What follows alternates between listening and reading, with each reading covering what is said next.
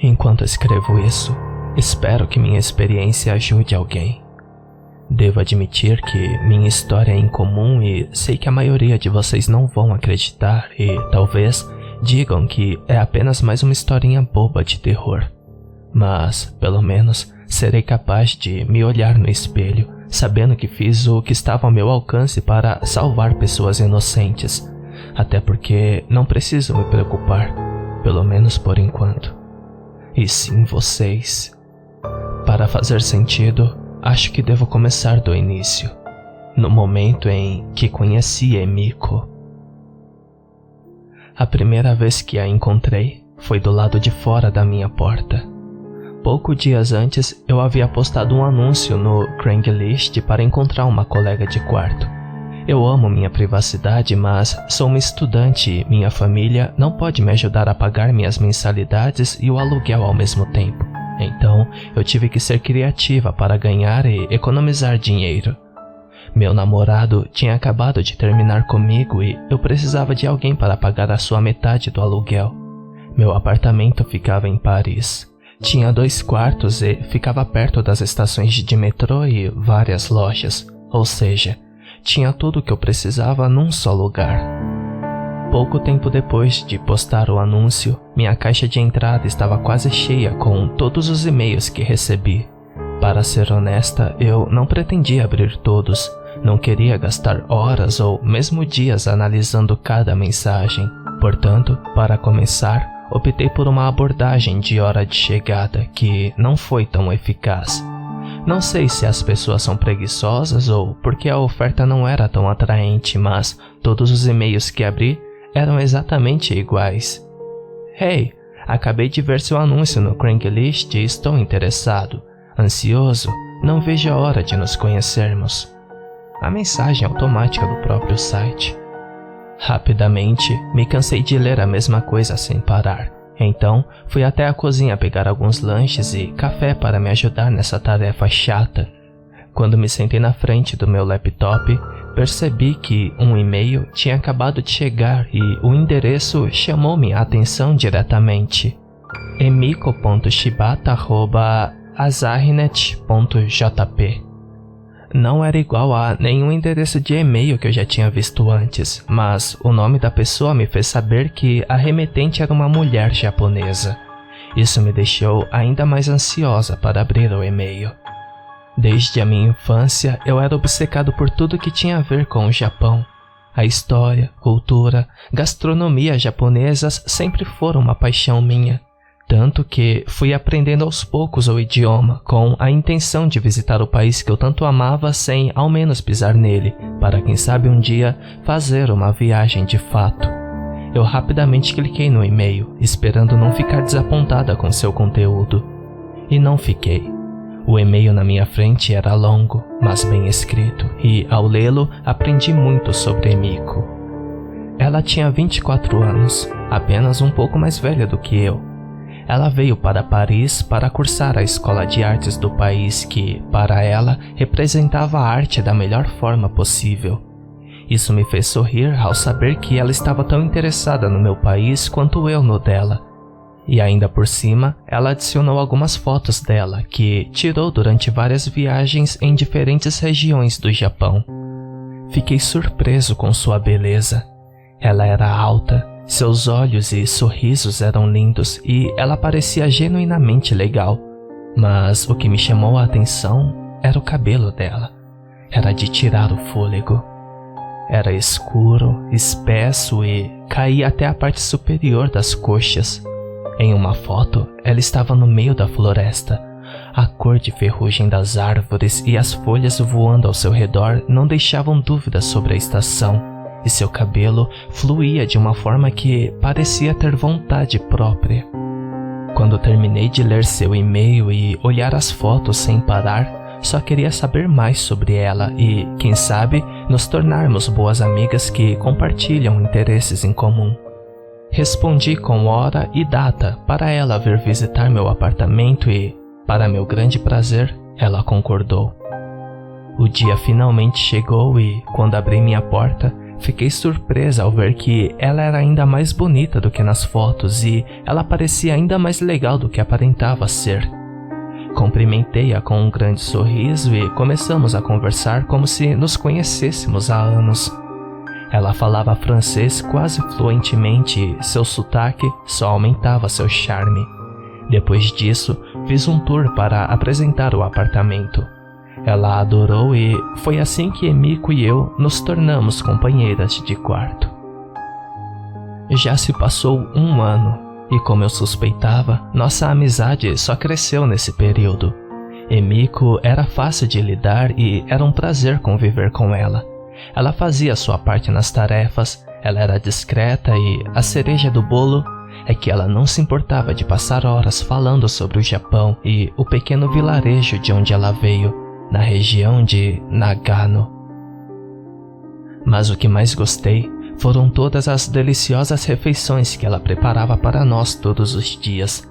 Ela adorava cozinhar, mas, estranhamente, ela comia como um pássaro.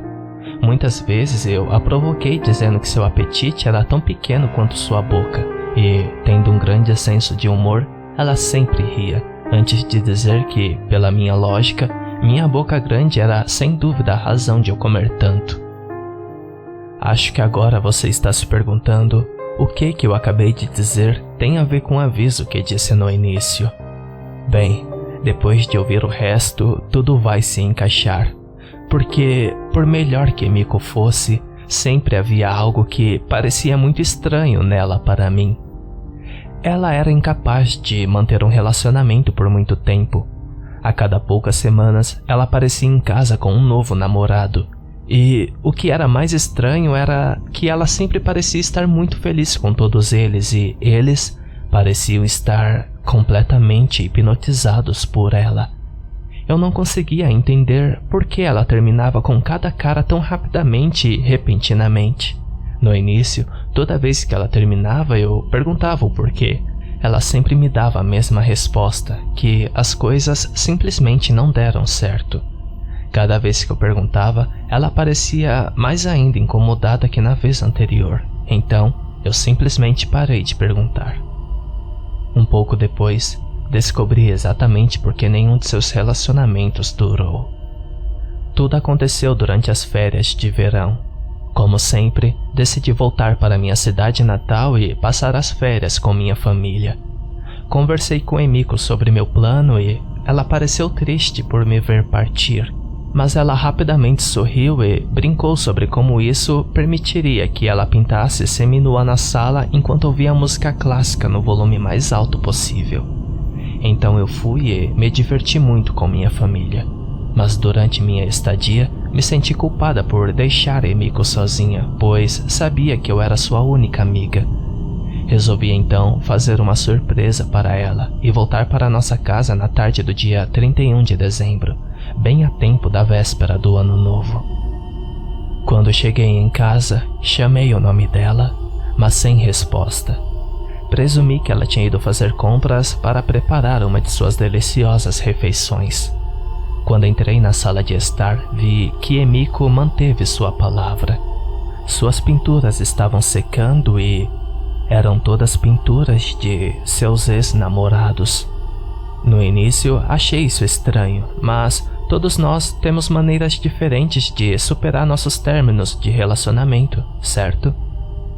Depois de contemplar seu lindo trabalho, fui para meu quarto desfazer as malas enquanto esperava que ela voltasse. E quando estava terminando, ouvi o elevador parar no nosso andar. Sem pensar duas vezes, corri para o quarto de Emiko e me escondi embaixo da cama dela para que eu pudesse assustá-la e torná-la a surpresa ainda mais memorável. Eu a ouvi entrar no apartamento e fechar a porta atrás dela. Eu sabia que ela sempre tirava os sapatos antes de ir para o quarto e colocar a jaqueta dentro do guarda-roupa, e seria um momento perfeito para eu pular de repente do meu esconderijo. Quando estava me preparando para pular, vi Emiko, no reflexo do espelho ao lado da sua cama, entrar no quarto com um cara, beijando-a apaixonadamente. Era Eric, o cara que Emiko estava namorando antes de eu sair. Eu congelei completamente quando os vi. Eu não sabia o que fazer. Se eu simplesmente pulasse debaixo da cama, eles acharão que sou louca. Se eu esperasse e fosse pega, depois que eles começassem a fazer Deus lá sabe o que, eles pensariam que sou uma aberração. Enquanto 1 milhão de cenários passavam pela minha cabeça, de vez em quando eu ficava olhando no espelho, tentando encontrar uma maneira de sair dali sem ser vista. Mas infelizmente não havia nenhuma forma. Tive que ser corajosa e assumir a responsabilidade por minha tentativa infantil de assustar Emiko. Mesmo que isso significasse que eu parecia uma completa idiota na frente dela e de seu namorado. Enquanto eu estava reunindo coragem para me mover, olhei no espelho uma última vez. Mas algo estranho chamou minha atenção. Emiko e Eric ainda estavam se beijando.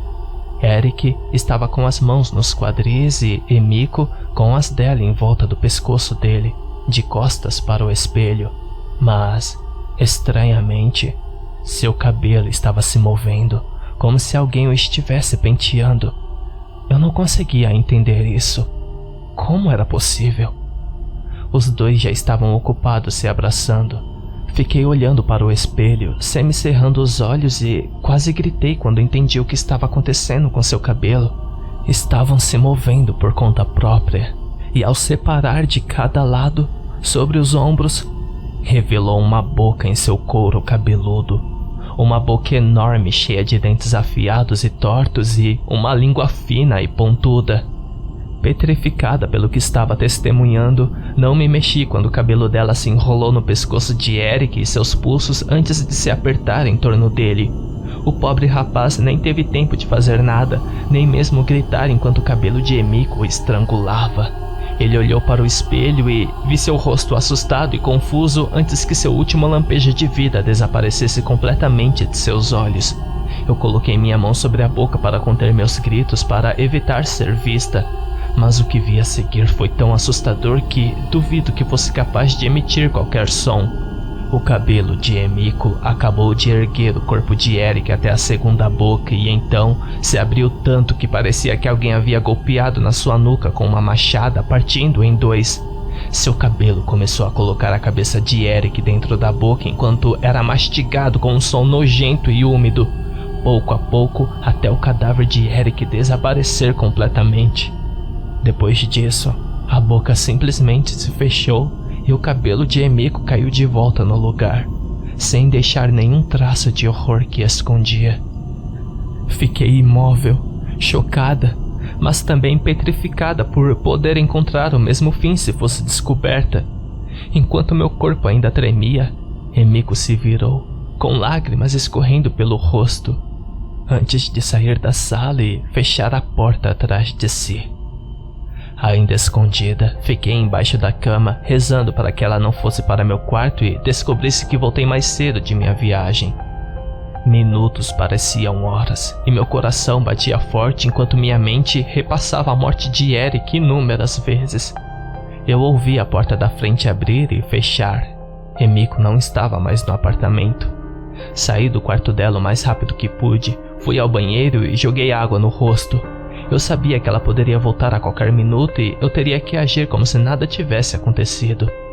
Depois que consegui respirar normalmente de novo, fui para a sala e esperei que ela voltasse.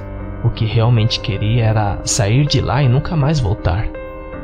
Quando ela voltou, parecia genuinamente feliz em me ver, mas ela me perguntou várias vezes há quanto tempo eu estava em casa. Claro, eu menti. Não sei como fiz, mas consegui passar o ano novo com ela, antes de dizer que estava cansada e ia para meu quarto. Passei a noite inteira pesquisando na internet, procurando alguém com a mesma experiência que a minha. Depois de toda a pesquisa, acho que sei o que Emiko é. Acho que ela é uma Futakushi Onna, de acordo com os sites que visitei. A Futakushi Onna é uma bela mulher que tem uma boca pequena e um apetite tão pequeno quanto. Mas na parte de trás de sua cabeça, ela tem uma segunda boca enorme escondida sob seu cabelo. Embora ela pareça comer pouco ou nenhuma comida, a boca na parte de trás da sua cabeça sempre está com fome. Disse que a segunda boca também tem uma mente própria e sussurra coisas horríveis para a mulher. Isso a ameaça, a assedia e exige comida extrema com frequência. Pode gritar e causar à pobre mulher infligida por esta maldição uma quantidade insuportável de dor até que seja alimentada. A boca também pode controlar o cabelo e fazer com que ele se enrole na comida antes de colocar para dentro da boca. A boca serve-se de refeição desejada e ingere uma quantidade absurda de alimento. Depois de ler isso, lembrei que Emiko estava chorando depois que sua segunda boca comeu Eric. Tudo estava claro. Emiko precisava encontrar comida para a monstruosidade que tinha na nuca se não quisesse ser torturada por ela. Agora entendi. Eu senti pena e não medo de Emiko. Eu sabia porque ela era sempre gentil e alegre. Ela estava tentando compensar as coisas horríveis que ela tinha que fazer pelo monstro que estava usando seu corpo. Eu não poderia abandoná-la em sua miséria. Eu era sua única amiga e a amava.